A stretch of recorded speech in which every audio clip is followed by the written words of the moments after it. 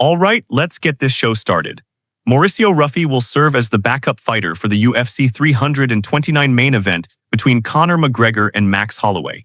Many have viewed Ruffy as an exciting option to face either McGregor or Holloway, and he could get that opportunity if he's needed to step in. In an Instagram post, Ruffy announced that he accepted the UFC's offer to serve as the backup fighter while on vacation. Treinar em meio às minhas férias. Essa luta vai ser na 77. Então vamos ver aqui o peso que eu me mantive. Eu vou te falar que essa foi a vez que eu mais ganhei em peso, viu? Então bora lá. Vamos ver aqui. Depois do café da manhã, 84 quilos, teria mais ou menos 7 quilos aí pra me tirar pra categoria. Estamos indo viajar agora pra Vegas na segunda-feira e vamos ver o que acontece. Eu contra o Conor McGregor acredito que seria uma luta muito boa, né? Eu acho que uma luta que eu teria mais facilidades pela falta de ritmo e tudo mais, né? Sempre tendo os perigos da luta, mas eu acredito que seria uma luta muito legal contra o Max Holloway. Eu acredito no meu poder de nocaute. Ele é um cara que né, busca jogar ali pra frente o tempo todo, mas eu entro lá pra definir as lutas e eu não perco minhas oportunidades. Seria muito legal ver essa luta acontecer. Tô indo, vamos ver o que acontece. Valeu, eu vou informando tudo pra vocês. Tamo junto. Oliveira joined the growing list of fighters criticizing referee Herb Dean for his performance during the Gain versus Pereira fight.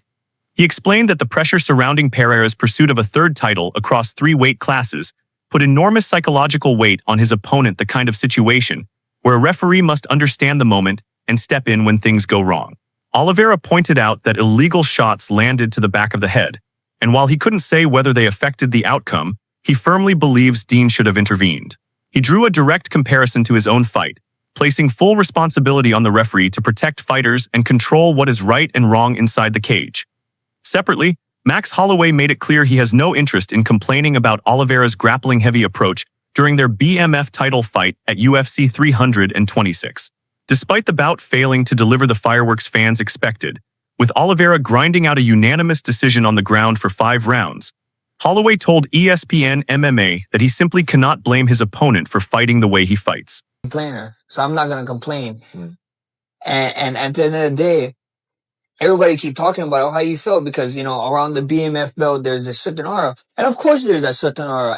And so much people are so used to that aura with the lineage of the belt. That's why. And then, but you can't be mad at Charles because he went on there. He just did what he thought he had to do to win. Yeah. You know what I mean?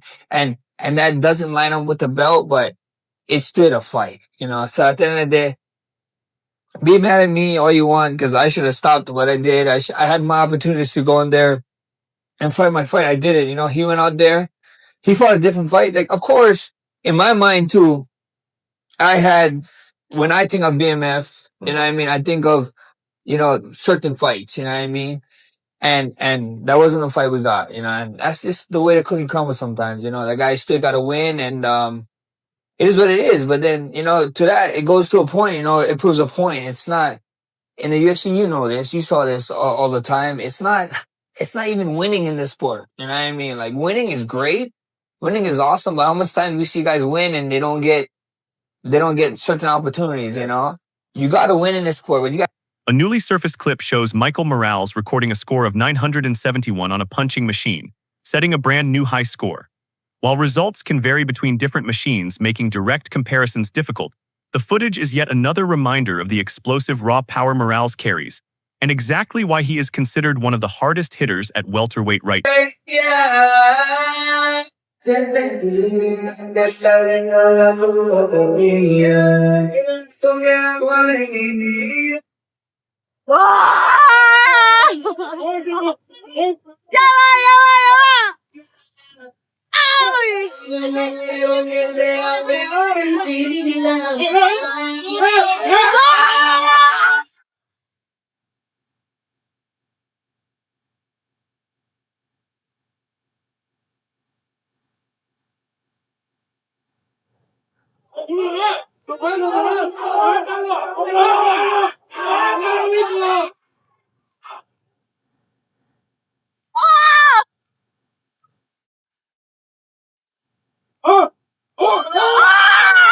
John Anik echoed Justin Geeth's comments that Ilia Topuria is one of the most dangerous first-round fighters in the entire sport.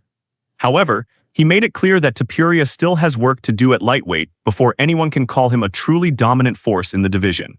In Anik's view, beating several more top names at 155 pounds is the only thing that fully cements his status at the highest level. And he has just tremendous aura and mystique, right? Like I get starstruck around Ilia Topuria. I mean, this man walks in a room and you know it, even if he's shorter than me, right? No, I mean, I think he will come back strong against any opponent. I guess what I lean into in terms of the martial arts is Gaethje talking about him as maybe the best one-round fighter of all time or first-round fighter of all time. So I think there's a lot that he can draw from it just in terms of how he attacks the early portions of the fight. You can't just get jabbed up. But Kenny Florian and other people have called Topuria the greatest MMA fighter, that they've seen. And at his best, maybe he is that. But at lightweight, he's unproven. And he'll be ready to prove himself at 55, hopefully sooner rather than later. Raul Rosas Jr. is the inaugural ACBJJ All-Stars champion. Raul Rosas Jr. is the inaugural ACBJ All-Stars champion after a night that took an unexpected turn. Originally scheduled to face Zabit Magomedov in a no-gi grappling match, the contest fell apart when Zabit withdrew due to injury. His brother Kassan stepped in on short notice as a replacement, but Rosas Jr. handled the change without issue, securing the win via rear naked choke. After the victory, a face-off with Zabit took place, strongly hinting that the original matchup is still very much Stars title no-gi match at 70 kilograms. We can't wait. Thank you very much. We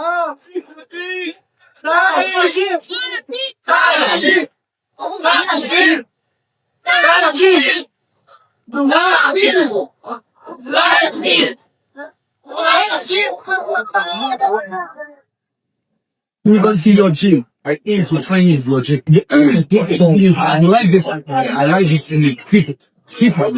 Yeah. Get ready to. If they